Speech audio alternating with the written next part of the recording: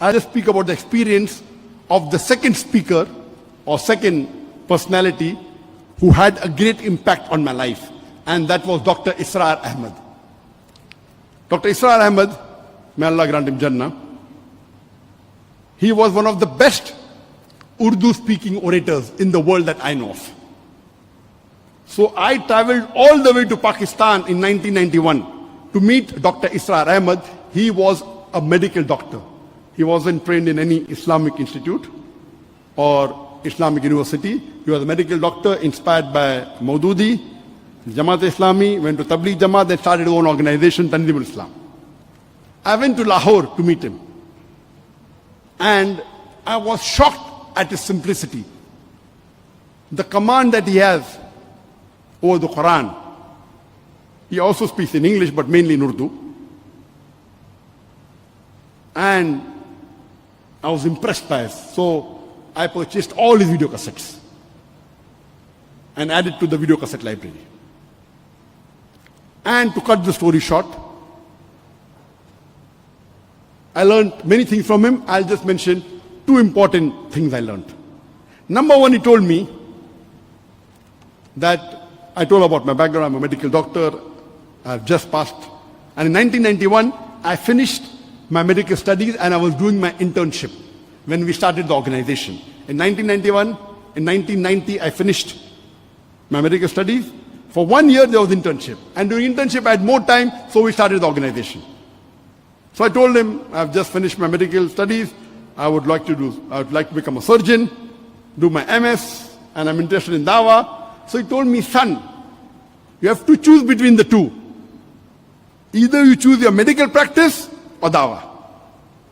I, being a medical doctor, I practiced for 7 years and tried to do both. I could not. If you want to specialize, choose between the two one thing.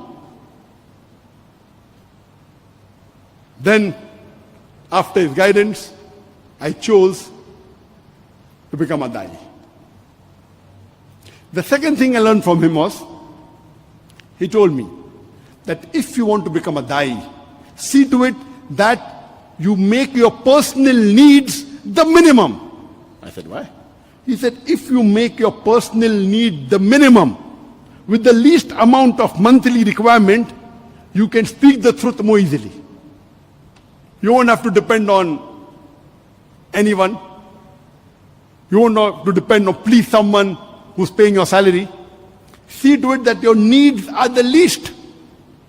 And I saw that he had such a big institution, but what a simple man, Dr. Israr Ahmed. May Allah grant him Jannah.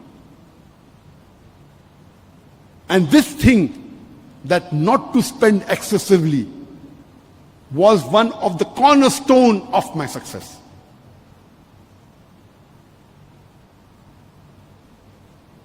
But today, so these two things I learned from Sheikh Ahmed Deedat. And when I came back, I told my parents, initially when we started the organization, Islam Research Foundation, I told my parents I will only be giving 2 hours a week. Because once I finished my internship, when I joined the MS surgery, I have to be there 24/6 or 6.5. Maybe I get half a day in a week free. So I spend some time with my family and 2 hours in this organization. But then I decided I will not do my post-graduation. I told my parents, I want to give 2 hours a day for Dawah and the balance time for my medical practice. My father had a roaring practice. My elder brother, Dr. Muhammad Naik, also was a doctor. And my brother, he was a very good orator. So when Sheikh Ahmed Deedat came, he was the MC. Because he was the Secretary General of his medical college. Very good orator. Not an Islamic speaker, but a general orator. So that's how Sheikh Deedat was impressed. So I told my parents, 2 hours Dawah, remaining medical practice. After a couple of months, I said 50% Dawah, 50% medical practice. They said, no problem. Then I said 2 hours medical practice, remaining Dawah. They said, no problem. Then after maybe a year or so, I said full-time Dawah. They said, no problem.